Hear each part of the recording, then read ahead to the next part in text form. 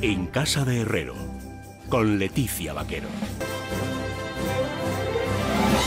Muy buenas tardes, señores, y bienvenidos a esta su casa un día más.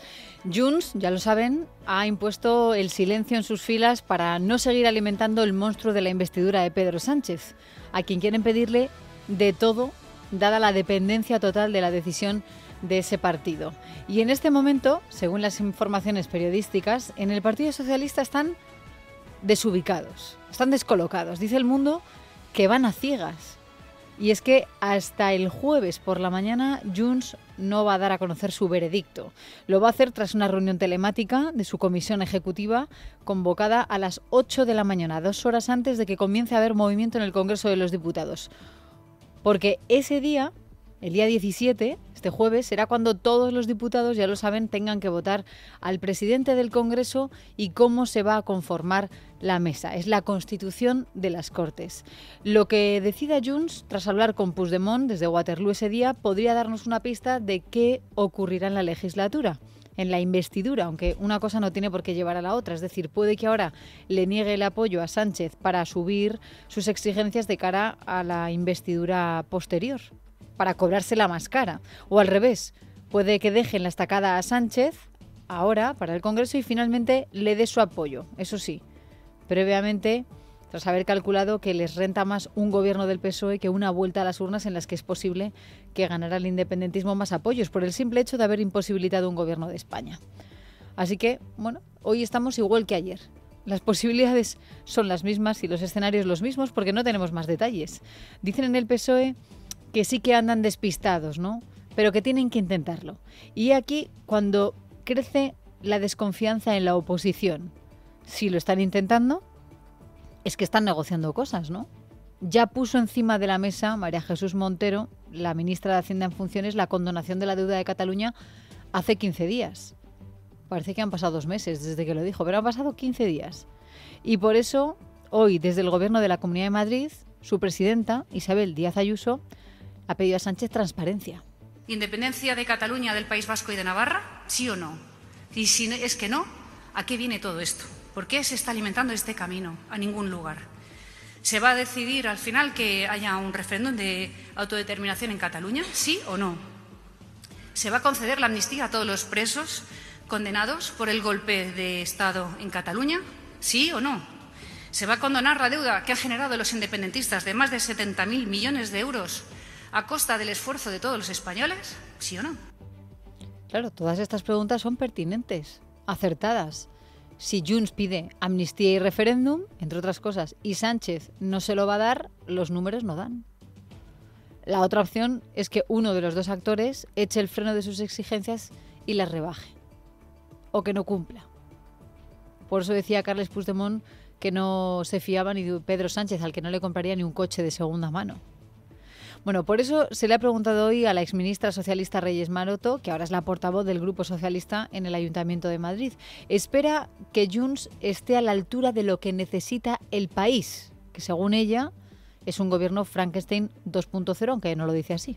No estoy en las negociaciones, con lo cual no desconozco cuál es ahora mismo el elemento de negociación, pero bueno, yo espero como grupo que ha recibido el apoyo de muchos españoles, millones de españoles, pues que la presidencia la tenga el Partido Socialista, porque creo que pone en valor el peso que también ha recibido las urnas. Bueno, pues Puigdemont lleva semanas diciendo que no va a ceder a chantajes y enviando el mensaje de que Sánchez pues lo va a tener difícil para llegar a algún tipo de acuerdo con su formación. A pesar de ello, en el PSOE quieren entenderse con él. A mí no me molesta lo que esté diciendo Puigdemont. Creo que Junts tiene que estar a la altura de lo que necesita este país. Este país necesita seguir avanzando y Junts y el resto de grupos de la Cámara que esperemos que apoyen al gobierno progresista, que pueda seguir gobernando. Bueno, dice Maroto que hay que dejarles tiempo a las formaciones políticas, como si no lo hubieran tenido hasta ahora, ¿eh?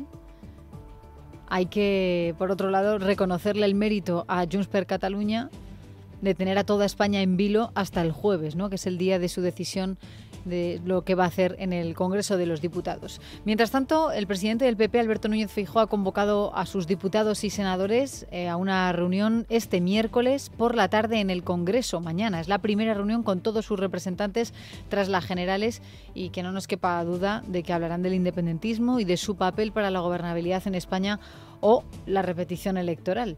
Hoy el alcalde de Madrid, José Luis Martínez Almeida, ha querido recordar que las negociaciones de Sánchez no traen nada bueno.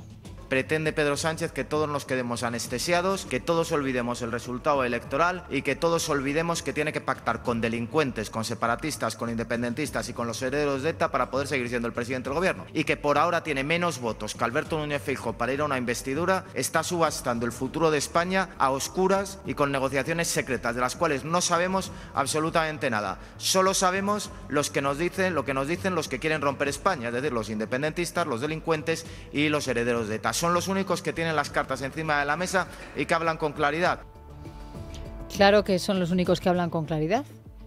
Insisten en su amnistía generalizada, por ejemplo. En marzo del 2021, si lo recuerdan, el PSOE rechazó admitir a trámite la ley de amnistía que habían propuesto estos mismos partidos independentistas después de que la mesa del Congreso tildara la ley de inconstitucional. En la mesa, entonces, lo que hizo el Partido Socialista fue unirse a Partido Popular y a Vox para frenar esa propuesta, ¿no? Y sin embargo, Unidas Podemos, cuando todavía tenía representantes de la cuerda, de Iglesias y decía, se desmarcó. No comulgaba con la decisión del Partido Socialista de no seguir adelante, porque Podemos lo que quería era que la norma siguiera su cauce parlamentario. Pero el independentismo sigue reclamando esa amnistía generalizada para los del procés, ¿no? Hoy le han preguntado a Enrique Santiago, que es diputado de Sumar, por esa amnistía que persiguen los partidos independentistas, y esto es lo que ha dicho, ha sido en Radio Euskadi. Desde el punto de vista jurídico no hay ningún impedimento para para aprobar leyes de amnistía, ¿no? Lo que no quiero decir, ni mucho menos, es que se esté negociando la conformación de mesas del Congreso o del Gobierno sobre una posibilidad de amnistía. No es así. Otra cosa es que, obviamente, a lo largo de la legislatura podamos ir avanzando en todo lo que sea expansión. Claro, dice dos cosas. Por un lado dice que no hay impedimento legal para llegar a esa amnistía. Muchos expertos constitucionalistas discrepan. Ahora les cuento los argumentos, pero por otro lado dice que aunque no está encima de la mesa tal cual, a lo largo de la legislatura, una posible legislatura de Pedro Sánchez, sí que se podrían llegar a algún tipo de acuerdo al respecto. No ha sido la única voz en el día de hoy que ha hablado en esos términos, ¿eh? Ha habido también un diputado de los comunes, es decir, también de Sumar, que ha ido más allá. Hablamos de Gerardo Pisarello. Hasta ahora ha sido además el secretario primero de la mesa del Congreso. Ha dicho que el Estado debe renunciar a la persecución judicial del procés y hacer lo que haga falta para desbloquear esta situación. Sí, tiene que haber indicios claros de un compromiso con una mínima hoja de ruta, que pasa por entender que hay una situación anómala de muchas personas que están encausadas por el conflicto político de Cataluña. Eso se tiene que desbloquear. Claro, le han preguntado por si una ley de amnistía está entre los elementos de negociación para la mesa del Congreso. Y ha dicho que él no tiene esa información, es lo mismo que ha dicho Enrique Santiago, no quieren desvelar nada de las negociaciones, pero ha añadido el señor Pisarello que evidentemente hay cosas que requieren tiempo y la mesa es un primer paso para asumir determinados compromisos. Ha dicho que la amnistía no está prohibida y que se puede conceder, aunque el PP la podría impugnar y llevar al Tribunal Constitucional. Pero luego, fíjense él mismo lo que dice, allí creo que habrá muchas voces jurídicas que podrán justificar la amnistía, los amiguetes, ¿no? Es cierto que la amnistía no está prohibida expresamente en la Constitución porque no está redactado así, pero la Carta Magna dice que los indultos tienen que ser individuales y que no caben los indultos generales. Conclusión, no caben las amnistías. Esta es la interpretación que hacen muchos expertos en derecho constitucional, ¿no? Que además una ley de amnistía supondría una intromisión grave en el Estado de Derecho, porque fíjense, se rompería la división de poderes porque se lleva al Parlamento y se le propone al Parlamento la posibilidad de dejar sin efecto las decisiones judiciales. Esto es lo mismo que lo que pasó ya en el 2021. Pero ¿saben qué es lo peor? Que en España ya damos por hecho que Sánchez le va a prometer el oro y el moro. Bueno, esto viniendo de Marruecos, no creo que lo emplee el señor Sánchez, pero bueno, se lo va a prometer a Carles Puigdemont. pero el que tiene la última palabra es el expresidente fugado. Esto lo ha dicho hoy el presidente de UPN, Javier Esparza. Tanto la mesa del Congreso como la conformación o no de un gobierno, si vamos a elecciones o no vamos a elecciones, pues lo va a decidir Puigdemont, lo va a decidir un prófugo de la justicia y bueno, será lo que quiera él, ni siquiera va a ser lo que quiera el señor Sánchez. Bueno, y mientras tanto, en Vox, su diputado Javier Ortega Smith ha lamentado que el independentismo esté tan crecidito en este momento y que nos tenga en vilo a toda España, sobre todo esa formación de Junts per Catalunya, aunque ya saben que ayer Esquerra intentó dar un golpe de efecto al decir que no estaba garantizado su sí a Pedro Sánchez y que ellos también reclamarían lo suyo. Bueno, dice Ortega Smith que hay que echar las culpas a algunos partidos políticos de esta situación dependiente de los independentistas. El hecho de que los partidos separatistas, abiertamente contrarios a la unidad de España, estén desde hace décadas condicionando la política nacional, tienen la culpa aquellos partidos que se han dicho siempre que eran partidos nacionales y partidos de Estado, especialmente los dos mayoritarios, el Partido Socialista y el Partido Popular, o el Partido Popular y el Partido Socialista, quienes siempre han preferido echarse en brazos de los separatistas, bien fueran del PNV, de Convergencia y Unión, o de cualquier partido pseudo-regionalista. Bueno, y en plenas negociaciones para una posible investidura, el Partido Popular también está explorando todas las vías en las que sí o sí necesita Coalición Canaria para sumar, aunque sea un diputado más. Ya nos dijeron la semana pasada que iban a intensificar los contactos con esta formación que durante el fin de semana ha propuesto que el presidente del Congreso no sea del PSOE ni del PP, sino del PNV, partido del que necesitan los populares si quieren que Feijóo gobierne. En los últimos días, ambos partidos, PP y Coalición Canaria, han puesto el grito en el cielo por un asunto que es crucial para España y sobre todo para el archipiélago canario, que lo padece. Es el repunte de llegadas de inmigrantes a suelo canario. 1.000 rescatados solo durante el pasado fin de semana, cuando han llegado casi 20 cayucos. Y las autoridades del archipiélago lamentan el abandono del gobierno central. Vamos a conocer qué es lo que ha ocurrido en las últimas semanas. Nayara Fernández. Más de 1.000 migrantes han llegado a las costas españolas en la última semana, una cifra que se eleva hasta las 1.230 personas aproximadamente si se cuenta desde el 1 de agosto. Las Islas Canarias han sido las que han recibido un mayor número de embarcaciones en este periodo. Lanzarote ha sido la isla a la que más migrantes han llegado, con un total de 426 a bordo de 9 embarcaciones entre los pasados 8 y 9 de agosto. Todos ellos fueron atendidos en el puerto de Arrecife por los sanitarios que se encontraban en la zona. El 11 de agosto, Salvamento Marítimo también rescató un total de 314 personas en las costas canarias a bordo de 4 cayucos, 2 a Gran Canaria, 1 a Tenerife y 1 al Hierro, mientras que el pasado 4 de agosto una embarcación con 159 migrantes a bordo llegó al puerto de la Restinga. Los migrantes fueron atendidos por el dispositivo sanitario y 2 de ellos precisaron traslado al hospital. Además, 111 personas llegaron el pasado domingo 13 de agosto a Canarias, de los que 53 fueron localizados en una neumática a 40 millas de Fuerteventura y el resto en una patera en Tenerife. De estos últimos, 22 tuvieron que ser trasladados al hospital, uno de ellos con pronóstico grave. Por otro lado, el 10 de agosto fueron localizados 56 migrantes a bordo de una patera cuando ésta se encontraba en aguas cercanas a Fuerteventura. Posteriormente fueron trasladados hasta el muelle del Gran Tarajal. En lo que va de año, hasta las Islas Canarias han llegado alrededor de 10.820 migrantes, una cifra que ya supera en casi 500 los interceptados en el mismo periodo del pasado año, aunque habrá que esperar a las cifras que Interior publicará esta semana.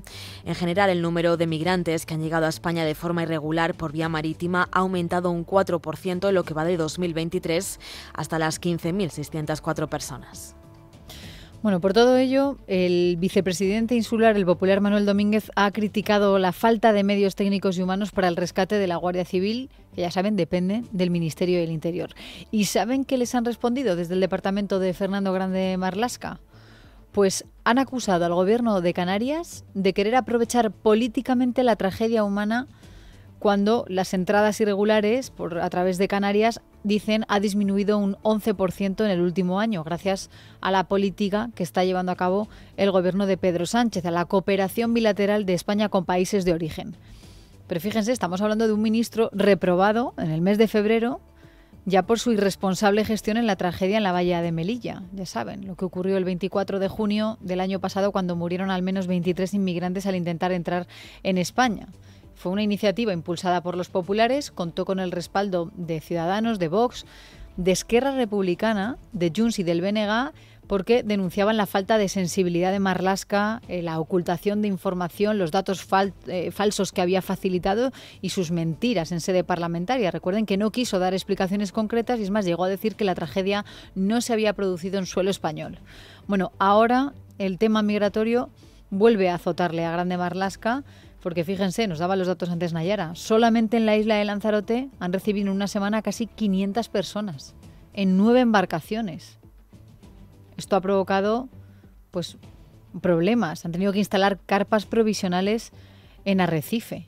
Y Coalición Canaria le pide al presidente del Gobierno en funciones, a Pedro Sánchez, que está de vacaciones en Lanzarote, que dé la cara, que salga del Palacio de la Mareta para que conozca la realidad migratoria que están viviendo en Canarias. Y que el drama humano es terrible. El drama que hay detrás de las cifras. En el primer semestre del año han fallecido más de 800 inmigrantes. Bueno, vamos a hablar con las personas que saben cómo está la situación, con María Fernández, es portavoz de Coalición Canaria. ¿Qué tal, María? Muy buenas tardes. Muy buenas tardes, un placer estar con ustedes. Igualmente, sabemos que el presidente del Gobierno en funciones se encuentra en el Palacio de la Mareta, un palacio lujoso que da directamente al mar. Pero es verdad, ¿no se ha interesado por la situación en la que llegan todas estas personas y no solo las de ellas? Porque ustedes también reclaman, por favor, fíjense lo que hace Salvamento Marítimo, los profesionales sanitarios, los voluntarios. ¿O es que está muy lejos de Arrecife o qué otra excusa puede haber como para que el presidente no se acerque? Lo cierto es que no hay ninguna excusa y desgraciadamente no es la primera vez que sucede. Recordemos que el presidente ha veraneado en otras ocasiones en la Mareta, en Lanzarote, donde a escasos metros, a lo mejor justo coincidiendo con su propio descanso en la Mareta, arribaban pateras en las que incluso habían fallecido como mujeres embarazadas, bebés, niños. Es decir, estamos hablando de que no se está pidiendo una gestión ya institucional que también, sino un simple pronunciamiento por el drama humanitario que sucede, que en muchas ocasiones coincide con su estancia en Lanzarote. Tener unos minutos para pasearte por un mercado de Lanzarote está muy bien, pero está muchísimo mejor tener un minuto para dar unas declaraciones humanitarias en un tono de agradecimiento a todos esos cuerpos que ayudan, Salvamento Marítimo, Guardia Civil y todas las personas que están implicadas a través de todas las organizaciones que se dedican a ayudar, que hasta los propios canarios, quién sabe más de inmigración que un canario, que estamos acostumbrados a ayudarlos cuando llegan a nuestras playas y a darles cobijos y a llevarles alimentos. La realidad de las cifras que ustedes han dicho es auténticamente dramática y que el presidente del gobierno no sea la primera vez que coincida su estancia en Lanzarote con una subida de llegada de migrantes, porque recordemos que esta no es una época normal de subida de migrantes, sino que se avecina el otoño con las buenas mareas, que es cuando hay esos picos todavía mayores de llegadas, pues que no tengan ni siquiera un minuto para dar una declaración de humanidad, de calor, de abrigo, de apoyo a los canarios, pues nos hace sentir que esta no es una prioridad, que no es una prioridad del presidente, que cuando le preguntan por las cifras de inmigración habla de que la ruta mediterránea es la ruta de España, cuando la realidad es que la ruta migratoria de Canarias no solo es la más mortífera de Europa, sino que somos el sur del sur y la puerta de entrada de incluso nuevas rutas que se han abierto ahora con Mauritania, que son todavía más mortíferas, si cabe, que las que hemos venido teniendo en este primer trimestre del año. María, ¿ya qué cree entonces que el presidente del gobierno solamente, a qué achaca que solamente se fije en la ruta del Mediterráneo y no lo que está pasando en Canarias? Porque al final no hay una capacidad de afrontar una realidad, es decir, llevamos una legislatura entera con un gobierno socialista, tanto en el gobierno de España como en el gobierno de Canarias, donde no se ha tomado ni una sola medida para ayudar a Canarias con una situación que no se va a acabar, que necesitamos tener políticas institucionales estables para no dejar sola a Canarias con imágenes tan lamentables como las que tuvimos que ver en el muelle de Arguineguín, sí, en Lanzarote, en Fuerteventura, en Tenerife, y tantas otras instalaciones de la vergüenza donde no se cumplían ni uno solo de los derechos humanos de esas personas que llegaban a nuestras costas, además de llevar a tensionar las instalaciones de asistencia canarias que no dan para más, es decir, Y esto no se soluciona con dinero, esto no se soluciona construyendo más cárceles de migrantes, esto se soluciona con una política migratoria real, donde no solo España tome decisiones, sino que España reclame con esta presidencia europea que tiene actualmente a Europa una política migratoria real, porque lo que no va a cambiar es que Canarias va a seguir siendo el sur del sur y va a seguir siendo una puerta de entrada. Lo que sí puede cambiar es la actitud de un presidente que mira a otro lado, que prefiere decir que la Mediterránea es su ruta, que no afronta, que no ve que esto es una prioridad, y por supuesto lo de decir que se han reducido las llegadas por una buena gestión, entonces tendremos que hablar que cuando las llegadas aumentan es por una mala gestión.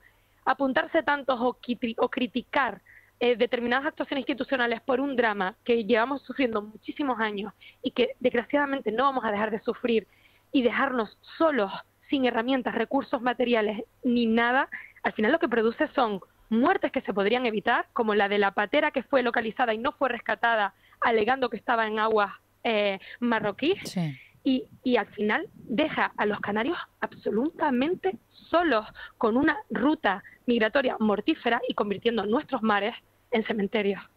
Porque luego, además, si hablamos de los medios técnicos, además de, yo decía, una reclamación que hacen desde su formación política, María, ¿no? Que por lo menos ya no solo que es el presidente del gobierno en funciones, pues prestar atención a cómo llegan estas personas, en qué situación se encuentran ahora, o lo que hace Salvamento Marítimo, los voluntarios, ¿no? Pero ¿cómo se encuentra el sistema de acogida en Canarias en este momento?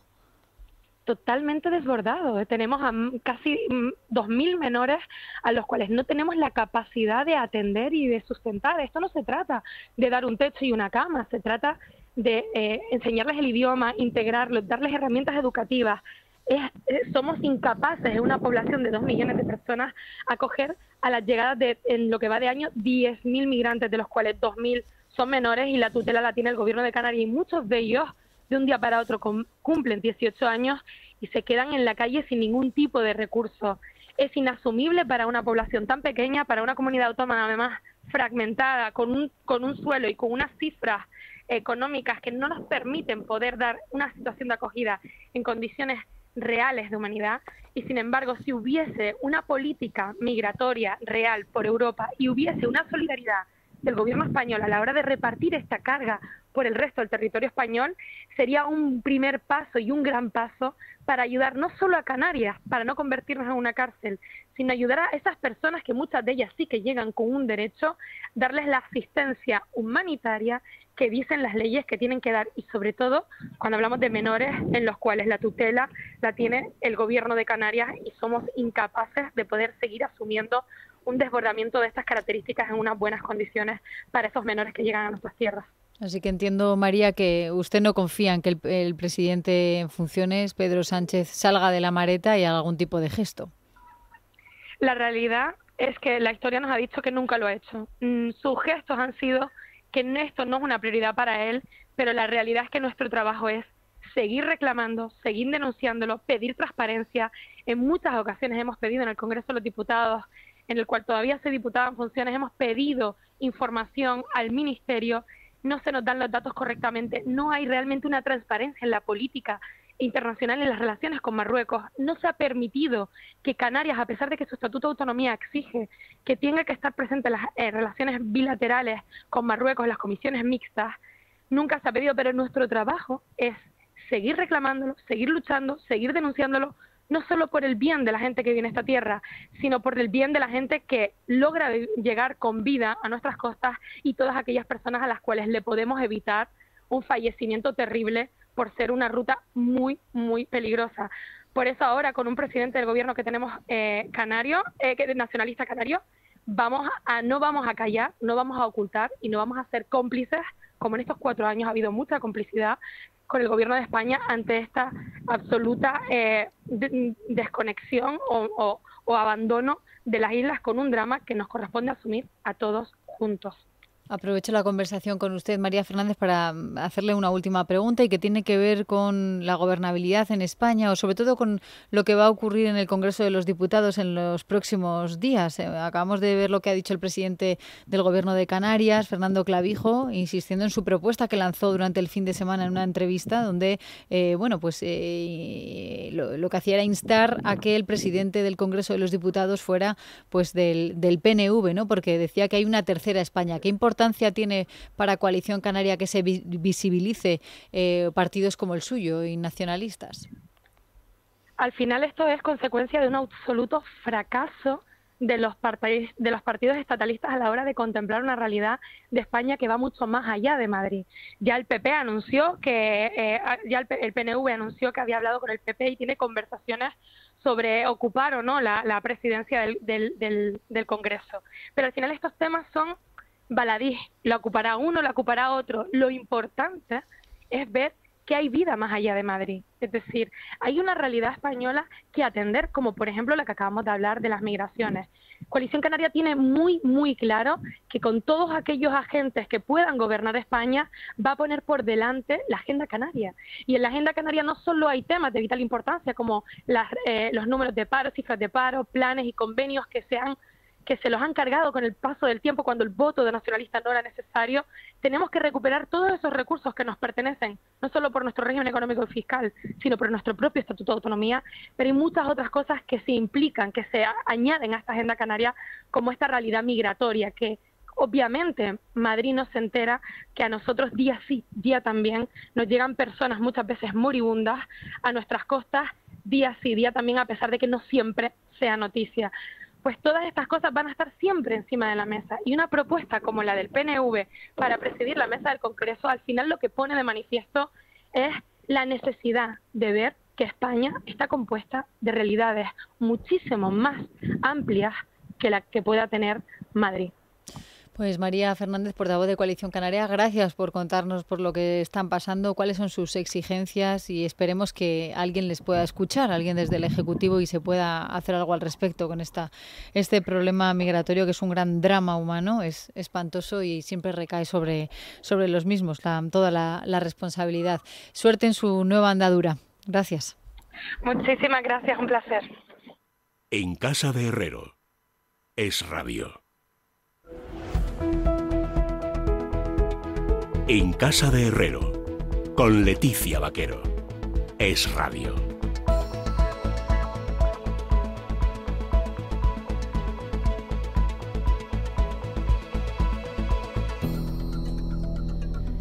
Y hoy hemos conocido importantes novedades en el caso de Daniel Sancho. La policía de Tailandia ha dado por concluida la investigación sobre el crimen del cirujano colombiano Edwin Arrieta a manos de Sancho. En una rueda de prensa, el subdirector de la policía ha descartado que la muerte de Edwin fuera accidental, como había alegado el propio Sancho en un primer momento, y la intervención de terceras personas, porque no se han encontrado ni restos de ADN ni imágenes en las cámaras de los alrededores. Además, han avanzado que van a solicitar la pena de muerte para el hijo del actor.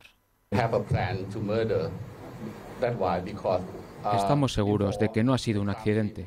Ha sido un asesinato premeditado porque antes de que ocurrieran los hechos, el asesino tenía ya un plan. Antes de que llegase la víctima, ya tenía el material comprado. Bueno, la reconstrucción policial apunta a que Sancho apuñaló a Edwin en el pecho y este al caer se golpeó en el lavabo del baño de la habitación del hotel en el que se alojaban en la isla de Koh Phangan. Según la policía, el móvil del crimen fue que Daniel Sancho, de 29 años, quería dejar la relación sentimental que mantenían y Edwin Arrieta, de 44, se negaba. La policía ha confirmado que no se ha encontrado restos de alcohol ni de sustancias estupefacientes en el cuerpo de Daniel Sancho y sobre el lugar del crimen la policía ha explicado que Sancho se deshizo de todas las pertenencias de Arrieta a excepción del dinero, unos $9.000 que estaban en la caja fuerte de la habitación. Pero vamos con más asuntos, ahora con la economía, porque el fuerte y prolongado debilitamiento del rublo en los los últimos meses ha llevado al Banco Central de Rusia a cometer una súbita subida de los tipos de interés del 8,5% al 12%. Y además lo hace un día después de recalcar que la situación estaba ya bajo control. Esther Nieto, buenas tardes. Buenas tardes, Leticia. El organismo monetario ha tomado esta decisión en una reunión extraordinaria convocada después de que su divisa superase ayer la barrera psicológica de los 100 rublos por dólar. La acción ha dado oxígeno a la moneda rusa en los primeros minutos del mercado. Pero más allá de la política monetaria, los expertos coinciden en que la situación del rublo se debe más a las políticas del Kremlin y las sanciones por la invasión de Ucrania. Rocío Herraiz. Buenas tardes. Con esta medida urgente se pretende aliviar la presión que sufre la moneda rusa tras la inestabilidad política, la caída de las exportaciones y las sanciones europeas por la guerra en Ucrania. Según el Banco Central ruso, esta subida del 3,5%, pasando del 8,5% al 12% en los tipos de interés, busca conseguir una estabilidad en los precios y luchar contra la depreciación del rublo. Y es que, según los expertos, la moneda rusa está entre las 3 más débiles del mundo. Asimismo, la institución ha comunicado que no comprará moneda extranjera hasta 2024 para intentar reducir la volatilidad de los mercados extranjeros, aunque sí continuará con sus operaciones de venta.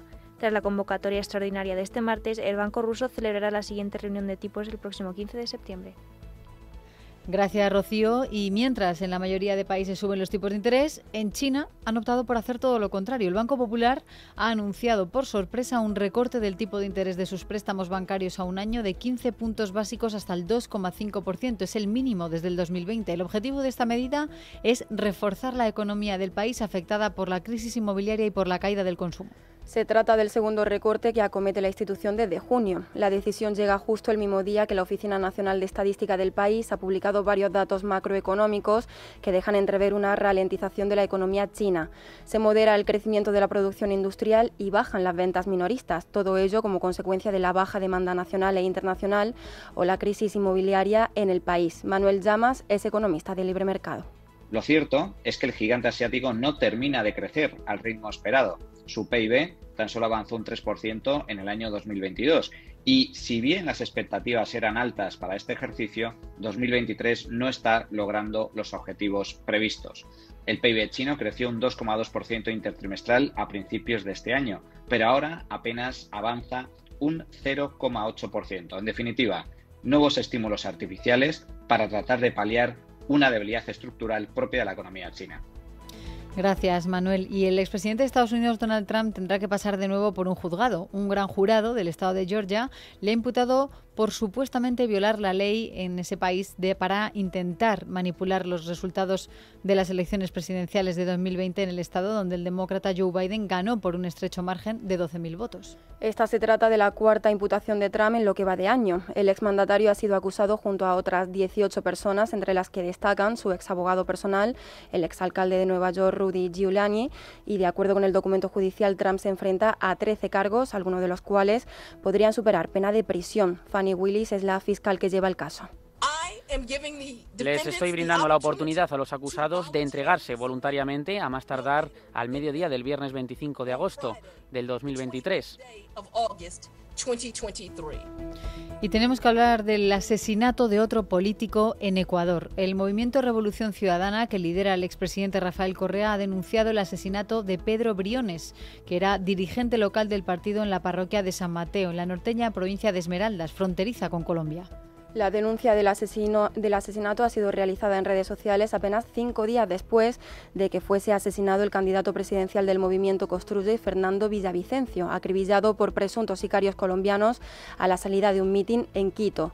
Antes de Villavicencio también habían sido asesinados de manera similar otros políticos y candidatos, como es el caso del alcalde de Manta, Agustín Intriago, y el candidato a asambleísta por Esmeraldas, Raider Sánchez. Y ahora vamos con la información deportiva.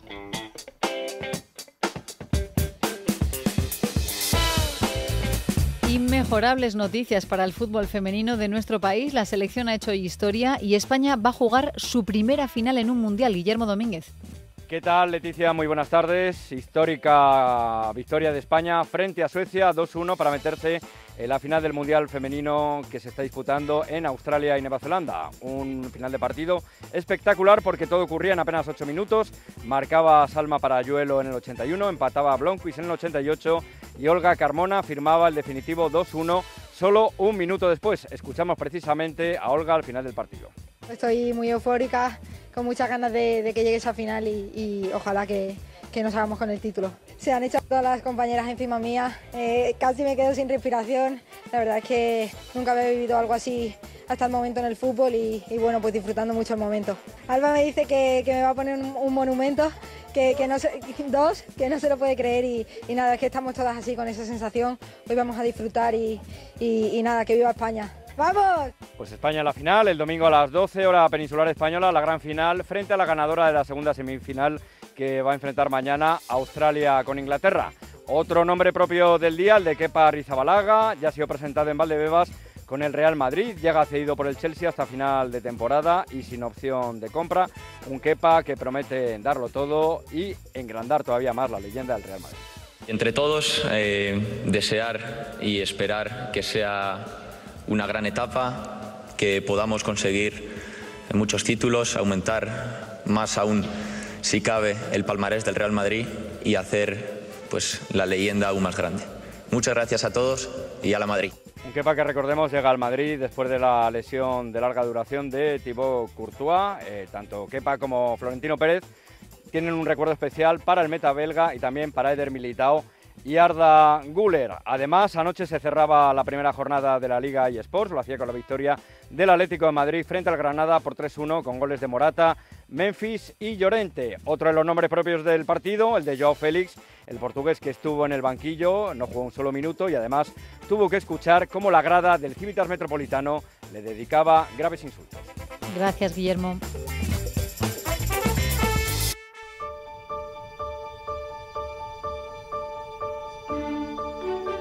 Y tal día como hoy hace 78 años, en 1945, Japón firmó la rendición tras los devastadores ataques nucleares de Estados Unidos en Hiroshima y Nagasaki y puso así fin a la Segunda Guerra Mundial. Lucía Martín. Tras 6 meses de intensos bombardeos sobre más de 60 ciudades niponas por parte de Estados Unidos, el presidente Truman ordena el lanzamiento de 2 bombas nucleares sobre las ciudades de Hiroshima y Nagasaki. Hace un momento, un avión estadounidense lanzó una bomba sobre Hiroshima y destruyó su utilidad para el enemigo. Los estragos causados por las mismas, bautizadas como Little Boy y Fat Man, se saldan con más de 100.000 muertos de forma inmediata. A esto se le suman heridos y más fallecidos de los que no se tiene un recuento total. Supone un golpe tan fuerte al corazón de Japón que el país anuncia 6 días después del último lanzamiento, el 15 de agosto de 1945, su rendición incondicional ante los aliados. La bomba de Nagasaki fue más poderosa que la que se usó en Hiroshima, aunque su capacidad de destrucción se limitó debido a la orografía de la ciudad nipona. Esta ciudad no era el objetivo principal. Fat Man debía de atacar Kokura, a unos 150 kilómetros de Nagasaki. La niebla de ese día desvió el objetivo. Con el lanzamiento sobre la población civil de las bombas atómicas de Nagasaki e Hiroshima, el mundo bélico cambió para siempre, y muchos son los expertos que apuntan a que más que el fin de una guerra fue el comienzo. En casa de Herrero, Es Radio.